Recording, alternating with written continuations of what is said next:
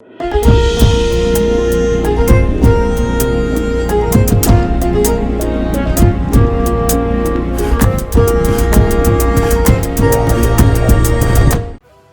ጤና ይስጥልን የተከበራችሁ የፈታ ዴይሊ ቤተሰቦች፣ የሰዓቱን መረጃ ይዘን ተገኝተናል። እንደተለመደው አንኳር ጉዳዮችን በቅድሚያ በማስተዋወቅ ወደ ዝርዝሩ እናልፋለን። ግብጽ የሶማሊያ ባለስልጣናትን ካይሮ ጠርታ መክራለች። የግብጽን ጉዳይ እንደ ሁኔታው ያዝ ለቀቅ የሚያደርጉት የሶማሊያው ፕሬዝዳንት ሐሰን ሼክ መሐመድ የውጭ ጉዳይ ሚኒስትራቸውን ወደ ካይሮ ልከዋል። ይህንኑ የሁለቱን ሀገራት ምክር በተመለከተም የተባለ ነገር አለ። ጥንቅራችን ከያዛቸው የምሽቱ መረጃዎች መካከል አንዱ ነው። በህዝብ ተወካዮች ምክር ቤት በጠንካራ የፓርላማ ተሳትፏቸው የሚታወቁት ደሳለኝ ጫኔ ጨርሻለሁ፣ በዚሁ እንሰነባበት፣ እስከዛሬ ለነበረን ቆይታ አመሰግናለሁ፣ በመጪው ፓርላማ እንገናኝም፣ ለዚህም በራሴ ጠንካራ ውሳኔ እንዳሳለፍኩ ይታወቅልኝ ብለዋል። ጥንቅራችን በዚሁ ዙሪያ የሚያደርሳችሁ ዘርዘር ያለ መረጃ አለ። የኤርትራ መገበያያ ገንዘብ የሆነውን አቅፋ በኢትዮ ኤርትራ ድንበር አካባቢ ከነበረው በተለይም ደግሞ በዛላምበሳና ኢሮብ እንዲሁም ራማ አካባቢ አልፎ መቀሌ የገባ መሆኑ ታወቀ። ከዚሁ ጋር በተያያዘ ያለውን መረጃ ይዘነዋል። በዛሬው ዕለት በርካቶች የተሳተፉባቸው የተቃውሞ ሰልፎች በተለያዩ የአማራ ክልል ከተሞች ተከናውነዋል። የህወሓትን ትንኮሳ የሚቃወሙ ሰልፎች በደባርቅ፣ ዳባትና ጠለምት ከተሞች ነው የተካሄዱት። የተቃውሞ ይዘትና መልእክቱን የምንመለከት ይሆናል። የአሜሪካው ፕሬዝዳንት ዶናልድ ትራምፕ የወሰዱት ጥብቅ እርምጃ ለኢትዮጵያ መልካም አጋጣሚ ፈጥሯል። የፕሬዝዳንቱ ከባድ እርምጃ ለኢትዮጵያ ሲሳይ ሆኗል። መረጃውን ይዘነዋል። በደቡብ ኢትዮጵያ ክልል በደቡብ ኦሞ ዞን ከ100 ኤርትራውያን በላይ ከሰሞኑ መታሰራቸው ተሰማ። 118 ኤርትራውያን ዜጎች በህገ ወጥ መንገድ ሲዘዋወሩ ባሳለፍነው እሁድ በዞኑ መያዛቸውን የተዘገበው። አጠር ያለ መረጃ ይዘናል። በኬንያ በርካታ ኢትዮጵያውያን ከህገ ወጥ የሰዎች ዝውውር ጋር በተያያዘ በቁጥጥር ስር ውለዋል። አጠር ያለ መረጃ እናደርሳለን። በዛሬው ዕለት በሞስኮ ከፍተኛ ጥቃት በሩሲያ የጦር አመራር ላይ ደርሷል። የሩሲያ ወታደራዊ ደህንነት ጂአርዩ ምክትል ኃላፊ የሆኑት ጀነራል ቤታቸው አቅራቢያ በበርካታ ጥይቶች ተመትተዋል። መረጃውን አክለናል። እስከ ፍጻሜ አብራችሁን ቆዩ። የምንለቃቸው ዕለታዊ ትኩስ ዜናዎች እንዲደርሷችሁ ላይክ፣ ሼር፣ ሰብስክራይብ ማድረግ እንዳትረሱ።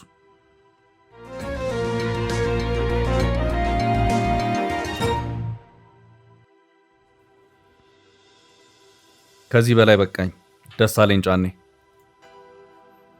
በህዝብ ተወካዮች ምክር ቤት በጠንካራ የፓርላማ ተሳትፏቸው የሚታወቁት ደሳለኝ ጫኔ ከዚህ በኋላ በቃኝ እንዳትጠብቁኝ ብለዋል።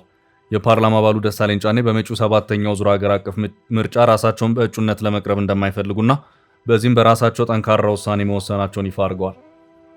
የፓርላማ ቆይታቸውም ወደ መጨረሻው ምዕራፍ መቃረቡንም የአብን ተወካዩ ገልጸዋል። ደሳለኝ ጫኔ ራሳቸውን ለምርጫ በእጩነት ላለማቅረብ የወሰኑት ነፃ፣ ሰላማዊና ፍትሐዊ ምርጫ ለማካሄድ የሚያስችል ምቹ መደላድል ባለመኖሩ ምክንያት እንደሆነ ገልጸዋል። የፓርላማ አባሉ ይህን የገለጹት የመጪው ምርጫ ተሳትፏቸውን በተመለከተ በይፋዊ የፌስቡክ ገጻቸው ዛሬ አርብ ጥር 29 2018 ባሰራጩት መግለጫ ነው።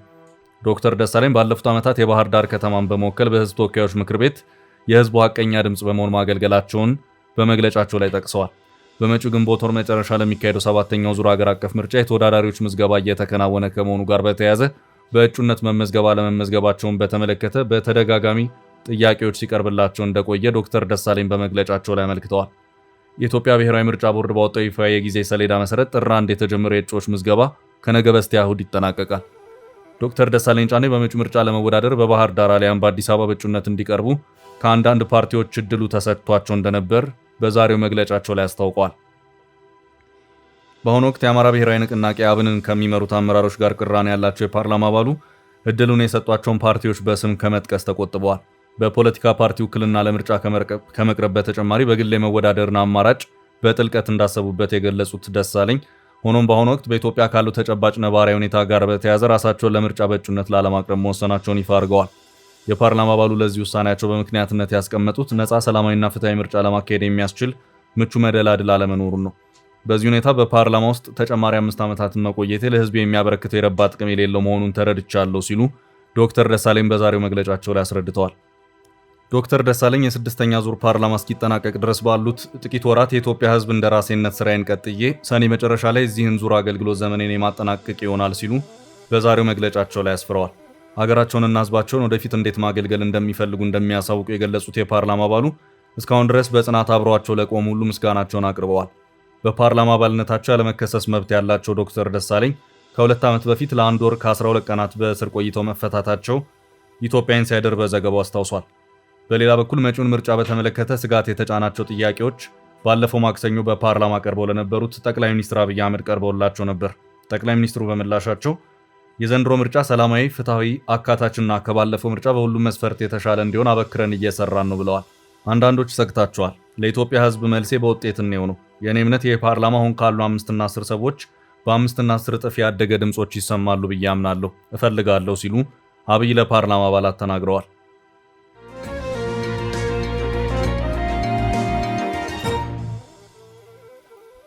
በቀጣይ ርዕሳችን የካይሮ የዛሬው ምክር። ከሳምንት በፊት ጅጅጋ ተገኝተው የነበሩት የሶማሊያው ፕሬዝዳንት ሐሰን ሼክ መሐመድ የውጭ ጉዳይ ሚኒስትራቸውን ወደ ካይሮ ልከዋል። ከ2 ዓመታት በፊት ኢትዮጵያና ሶማሊላንድ የመግባቢያ ስምምነት መፈራረማቸውን ተከትሎ ወደ አዲስ ግንኙነት የገቡት ግብጽና ሶማሊያ ኢትዮጵያና ሶማሊያ ቱርክ አንካራ ላይ ያደረጉትን ርቅ ተከትሎም የመርገብ ሁኔታዎች ታይቶበት ነበር። የአንካራውን ስምምነት ተከትሎ በኢትዮጵያና ሶማሊያ መካከል ያለው ግንኙነት የተሻሻለ ሲሆን በዚሁ መሃል ከወራት በፊት እስራኤል ለሶማሊላንድ ሀገራዊ እውቅናን መስጠቷ በቀጠናው አዲስ ውጥረትን ፈጥሯል። በዚህም ሶማሊያን ማዕከል አድርገው እስራኤልን በቀጠናው ለመጋፈጥ ግብጽ፣ ቱርክና ሳውዲ አረቢያ እየመከሩ ይገኛሉ። በዚሁ ዙሪያም ከሰሞኑ የቱርኩ ፕሬዝዳንት ረሲፕ ጠይብ ኤርዶጋን በካይሮ የነበሩ ሲሆን የሶማሌ ብሔራዊ ዜና አገልግሎት ሶና ባሰራጨው ዘገባ እንዳመለከተው ከሆነ የሶማሊያ የውጭ ጉዳይ ሚኒስትርና የውጭ ጉዳይ ግንኙነቶች ትብብር ሚኒስትር የሆኑት አብዲ ሰላም አሊ ወደ ካይሮ በማምራት ከግብጽ አቻቸው ባድር አብድላቲ ጋር መክረዋል። ምክሩ በሁለቱ ሀገራት የጋራ ትብብር ላይ ያተኮረ ነው ቢባልም በዋነኝነት ግን ከሶማሊያ ወቅታዊ ጉዳይ ጋር የተያያዘ መሆኑን ይሄው የሶና የዜና ወኪል ዘገባ አመልክቷል። እስራኤል ለሶማሊላንድ ሀገራዊ እውቅናን የሰጠች ሰሞኑ እውቅናውን በዲፕሎማሲ ጫና ለማስቀልበስ ብዙ ሙከራ አድርገው የነበሩት የሶማሊያው ፕሬዝዳንት ሐሰን ሼክ መሐመድ ጥረታቸው በሙሉ ያለ ስኬት ሜዳ ላይ ቀርቷል። እስራኤል እንደውም ከሶማሊላንድ ጋር ያላትን ግንኙነት በማጠናከር በቅርቡ በርካታ የሁለትዮሽ ስምምነቶችን እንደሚፈራረሙ መረጃዎች እያመለከቱ ነው። የእስራኤል ባላንጣ የሆነችው ግብጽ ከሶማሊላንድ እውቅና ጋር በተያያዘ ብዙ ብትመክርም የተገኘ ውጤት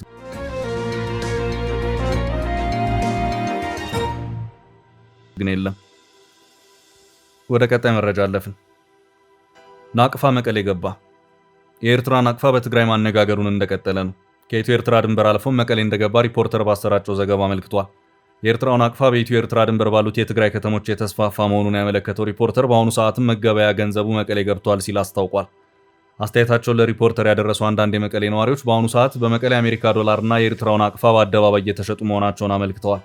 ወጣቶች አንዳንድ የመንገድ ዳርቻ ላይ በመቆም አላፊ አግዳሚውን ዶላር ወይም ናቅፋ ለመግዛት የሚፈልግ መሆኑን እንደሚጠይቁም አመልክቷል። የኤርትራ ናቅፋ በትግራይ ለመገበያነት የማገልገሉ ጉዳይ በስፋት እየተጠናከረ ነው የሚሉ መረጃዎች ሲሰራጩ የቆዩ ሲሆን የእንግሊዝኛው ዘ ሪፖርተር መጋዚን ባሰራጨው ዘገባው ይህንን እውነት አረጋግጫለሁ ብለዋል። በዚህም ናቅፋ በኢትዮ ኤርትራ ድንበር በተለይም ደግሞ በትግራይ ሰሜናዊ ጫፍ ክፍል በሆኑት በኢሮብ በዛላምበሳና ራማ ባሉ አካባቢዎች በስፋት ለመገበያነት እየዋለ መሆኑ ታውቋል። ኤርትራ ከኢትዮጵያ ተገንጥላ ሀገር በመሆን ናቅፋ የተባለውን መገበያ ገንዘቧን ይፋ ካደረገችበት ወቅት ጀምሮ የኤርትራ ናቅፋ ኢትዮጵያ ውስጥ ለግብይት ሲውል ይህ የመጀመሪያው ነው። በልዩ ሁኔታ ፍቃድ ካላቸው ተቋማትና ቢዝነሶች ውጭ በኢትዮጵያ በውጭ ሀገራት ገንዘቦች መገበያየት በሕግ የተከለከለ ነው ያለው ሪፖርተር፣ አሁን ባለው ሁኔታ ግን የኤርትራው ናቅፋ በትግራይ አንዳንድ አካባቢዎች ቀስ በቀስ ስር እየሰደደ ነው ሲልም አስታውቋል። በአሁኑ ሰዓት በእነዚሁ አካባቢዎች ናቅፋን መጠቀም እንደዚሁም በብርና ዶላር ሳይቀር መመንዘር የተለመደ ነው ያለው ዘገባው፣ የኢሮብ ነዋሪዎች አደረሱኝ ባለው መረጃም አንድ የኤርትራ ናቅፋ እስከ 10 ብር በሆነ ምንዛሬ ይለወጣል። የንግድ ልውውጡም የቁም እንስሳት፣ ሲሚንቶ፣ ጤፍ፣ ለስላሳ መጠጦችና የተለያዩ የግንባታ ግብዓቶች ናቸውም ተብሏል።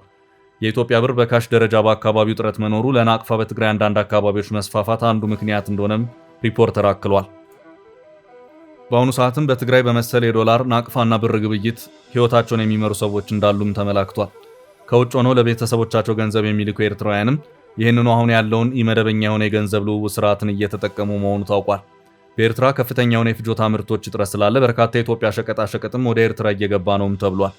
በድንበሩና በሀገሪቱ ኢኮኖሚ ላይ ጥብቅ ቁጥጥር የሚያደርገው የኤርትራ መንግስት ናቅፋ በዚህ ደረጃ በስፋት ወደ ኢትዮጵያ እንዲገባ የፈቀደበት ሁኔታ ግልጽ አይደለም። ሁለት ሀገራት አንድ የሆነ የሁለትዮሽ ስምምነት ላይ ካልደረሱ በስተቀር የሌላ ሀገር መገበያ በአንድ ሀገር ኢኮኖሚ ውስጥ በተደራቢ ከረንሲነት የሚሰራ ከሆነ ራሱን የቻለ ኢኮኖሚያዊ ጫና የሚፈጥር መሆኑን የምጣኔ ሀብት ባለሙያዎች ይናገራሉ።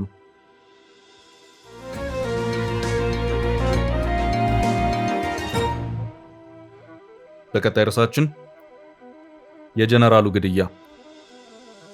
በሩሲያ ወታደራዊ ደህንነት ጂአርዲ ውስጥ በቁልፍ አመራርነታቸው ከሚታወቁና በሩሲያ ዩክሬን ጦርነት መሐንዲስ እንደሆኑ ከሚነገርላቸው ሌተናል ጀነራል ቭላዲሚር አሌክሲቭ በሞስኮ መሃል በጥይት መደብደባቸው ተነገረ። ጀነራሉ ሞስኮ ከተማ ላይ በደረሰባቸው ድንገተኛ ጥቃት ለህልፈት የሚያሰጋ ጉዳት ደርሶባቸዋል ተብሏል። ጥቃቱ የተፈጸመው በሞስኮ ቮሎካላምስኮዬ በተባለ ስፍራ በሚገኝ የመኖሪያ ህንፃ ውስጥ ሲሆን ጀነራሉ በመኖሪያ ቤታቸው አቅራቢያ በበርካታ ጥይቶች ተደብድበዋል። ጥቃት አድራሹ ቅድመ ዝግጅት እንደነበረ ባመላከተ መልኩ ጥቃቱን ካከናወነ በኋላ ወዲያውኑ ከአካባቢው ማምለጥ መቻሉ ተነግሯል። ሩሲያዊ ጀነራል በአሁኑ ሰዓት በሆስፒታል በጽኑ ክትትል ክፍል ውስጥ ሕክምና እየተደረገላቸው መሆኑ ተገልጿል። በበርካታ ጥይቶች የተመቱት ሌተናል ጀነራል ቭላዲሚር አሌክሲቭ በሩሲያ ወታደራዊ ደህንነት ውስጥ የስለላው ቁንጮ እንደሆነ የሚነገርላቸው የሩሲያ ወታደራዊ ስለላ ተቋም ጂአርዩ ምክትል ኃላፊ ናቸው። የዩክሬኑ ጦርነት ሞተር እንደሆኑም ሲነገር በተለይ በዩክሬን ጦርነት ላይ ወሳኝ የሆኑ ውሳኔዎችን በማሳለፍና ስልታዊ መረጃዎችን በመተንተን ትልቅ ሚና እንዳላቸው ተጠቅሷል። ጥቃቱን ተከትሎ ክሬምሊን ምላሽ የሰጠ ሲሆን የፕሬዝዳንት ፑቲን ቃል አቀባይ ዲሚትሪ ፔስኮቭ ፕሬዝዳንቱ ስለ ሁኔታው አስቸኳይ ማብራሪያ እንደተሰጣቸውና ጉዳዩ በከፍተኛ ጥንቃቄ እየተመረመረ መሆኑን ለሚዲያ አረጋግጠዋል። ጀነራሉ በዩክሬኑ ጦርነት ባላቸው ሚና የተነሳ የአውሮፓ ህብረትና እንግሊዝ ማዕቀብ ከጣሉባቸው የሩሲያ ወታደራዊ አመራሮች መካከል ናቸው።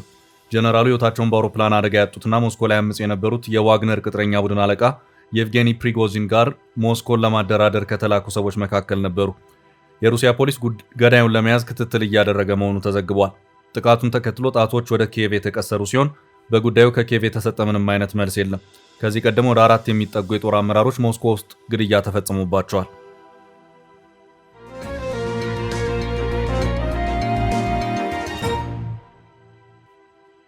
ወደ ቀጣይ ርዕሳችን አለፍን። ደባርቅ፣ ዳባትና ጠለምት የህዝብ ተቃውሞ። በዛሬው ዕለት በርካቶች የተሳተፉባቸው የተቃውሞ ሰልፎች በተለያዩ የአማራ ክልል ከተሞች ተከናውነዋል። የህወሓትን ትንኮሳ የሚቃወሙ ሰልፎች በደባርቅ፣ ዳባትና ጠለምት ከተሞች ነው የተካሄዱት። በተመሳሳይ ቀን የተካሄዱት እኚህ ህዝባዊ የተቃውሞ ሰልፎች ዳግም ትንኮሳና ሰላም ማጣት አንፈልግም የሚሉ መልእክቶች ተሰምተውባቸዋል። በዳባት ወረዳና ከተማ አስተዳደር በተደረገ የተቃውሞ ሰልፍ ህወሓት በአማራ ህዝብ ላይ ለዳግም ግፍና ወረራ መነሳቱን በመናገር አውግዘዋል። ለሰልፍ የወጣነውም ወረራውን ለማውገዝና ሰላምን ለመደገፍ ነው ሲሉ ሰልፈኞቹ ተሰምተዋል። በህወሓት የአገዛዝ ዘመን የአማራ ህዝብ በማንነቱ ተገድሏል፣ ታስሯል፣ ተገርፏል፣ እንዲሰደድ ተደርጓል። ይህን ድጋሚ የሚቀበል ህዝብ የለም አይኖርምም የሚሉ መልእክቶች ተንጸባርቀውበታል። የህወሓት ኃይል ወራሪና ዘራፊ ነው፣ ሰላም አይፈልግም ያሉት ሰልፈኞች ከመንግስት ጋር በመሆን ህወሓትን እስከ መጨረሻው ለመታገል ዝግጁ ነን ሲሉ ተሰምተዋል።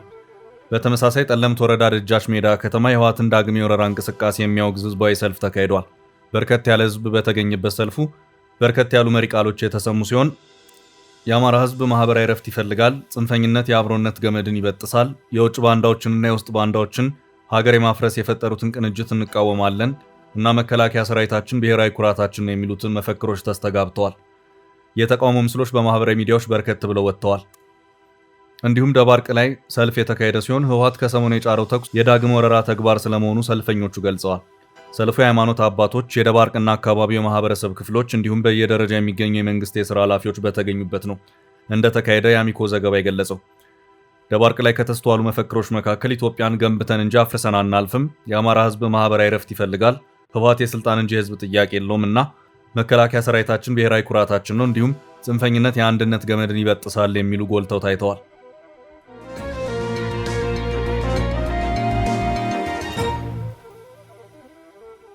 ወደ ቀጣይ መረጃ አለፍን። የትራምፕ ከባድ እርምጃ ለኢትዮጵያ የምስራች ሆነ። የአሜሪካው ፕሬዝዳንት ዶናልድ ትራምፕ የወሰዱት ጥብቅ እርምጃ ለኢትዮጵያ መልካም አጋጣሚ ፈጥሯል።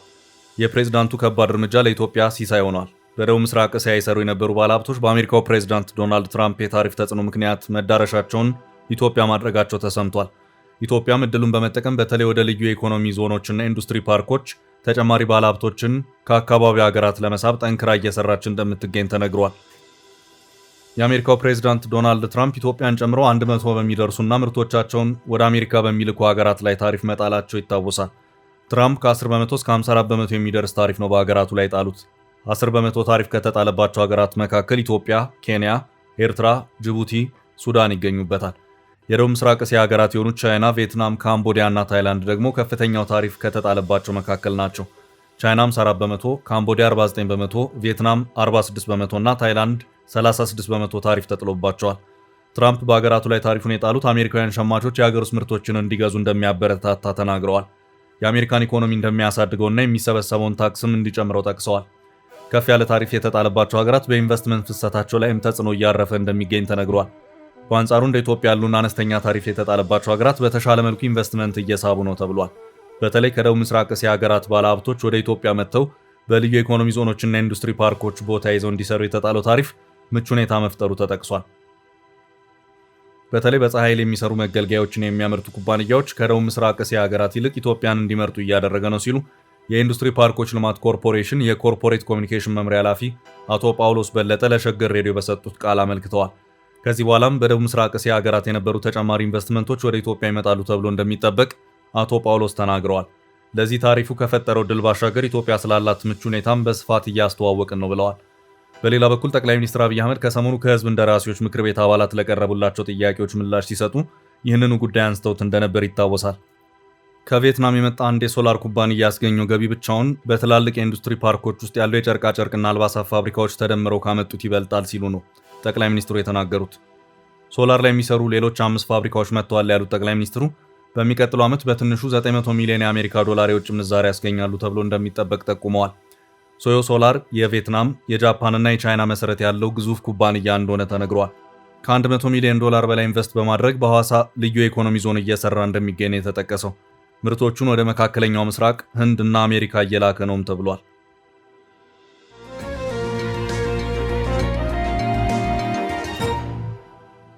በቀጣይ ርዕስ የኢትዮጵያውያን ስደተኞች አነጋጋሪ እስር። በኬንያ በርካታ ኢትዮጵያውያን ከህገ ወጥ የሰዎች ዝውውር ጋር በተያያዘ በቁጥጥር ስር ውለዋል። የኬንያ ፖሊስ በናይሮቢ ከተማ 10 ኢትዮጵያውያንን በህገ ወጥ የሰዎች ዝውውር ሰለባ ሳይሆኑ እንዳልቀሩ በመጠርጠር በቁጥጥር ስር መዋሉን አስታውቋል። ግለሰቦቹ በቁጥጥር ስር የዋሉት ህጋዊ ጉዞ ሰነድ ሳይዙ በመገኘታቸው ነው። የኬንያ ብሔራዊ ፖሊስ አገልግሎት ባወጣው መግለጫ መሰረት የፖሊስ መኮንኖች በጎርጎቾላ ኪሰመር መንገድ ላይ የተጠረጠረውን የህገ ወጥ የሰዎች ዝውውር ሙከራ ለማክሸፍ ፈጣን እርምጃ ወስደዋል ብለዋል። በቁጥጥር ስር የዋሉት 10ሩም ኢትዮጵያውያን በመንገድ ላይ ሲጓዙ የተገኙት ምንም አይነት የጉዞ ሰነድ ወይም መታወቂያ ሳይዙ ነው።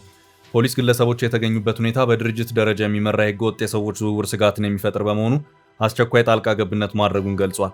በአሁኑ ሰዓት ተጠርጣሪዎቹ በፖሊስ ቁጥጥር ስር የሚገኙ ሲሆን ፍርድ ቤት እንዲቀርቡ አስፈላጊ ሂደት እየተከናወነ ይገኛል ሲል የኬንያው ሬዲዮ 47 ዘግቧል። በሌላ በኩል በኬንያ በኩል የሚደረገው የሰዎች ዝውውር በተለይም ከኢትዮጵያ ወደ ደቡብ አፍሪካ የሚጓዙ ስደተኞችን የሚያካትት በናይሮቢ እና በድንበር አካባቢዎች ሞያሌ በተደጋጋሚ ቁጥጥር ስራዎች የሚከናወኑበት አሳሳቢ ጉዳይ ነው። አንዳንድ ባለስልጣናት እንደሚሉት ይህ አይነቱ ህገወጥ የሰዎች ዝውውር የሚፈጸመው በአዘዋዋሪዎቹና በጸጥታ ሰራተኞች መካከል በሚደረግ መመሳጠር ነው። የኬንያ ባለስልጣናት እንደሚሉት ጥቂት የማይባሉ ኢትዮጵያውያን በኬንያ በኩል ለማቋረጥ ሲሞክሩ ተይዘው ወደ መጡበት እንዲመለሱ የተደረጉ ሲሆን አብዛኞቹ ስራ ፍለጋና ወደ ሌላ ሀገር መሻገርን ግብ አድርገው ወደ ሀገሪቱ ይገባሉ። ውድ ቤተሰቦቻችን ለዛሬ ያዝንላችሁን ርዕሰ ጉዳዮች እዚህ ላይ ቋጨን። ላይክ፣ ሼር እና ኮሜንት በማድረግ ለቻናላችን ድጋፋችሁን መግለጽ እንዳትዘነጉ እያልን ከሌሎች መረጃዎች ጋር ደግመን እስክንገናኝ ቸር ያሰማን ስንል ተሰናበትን።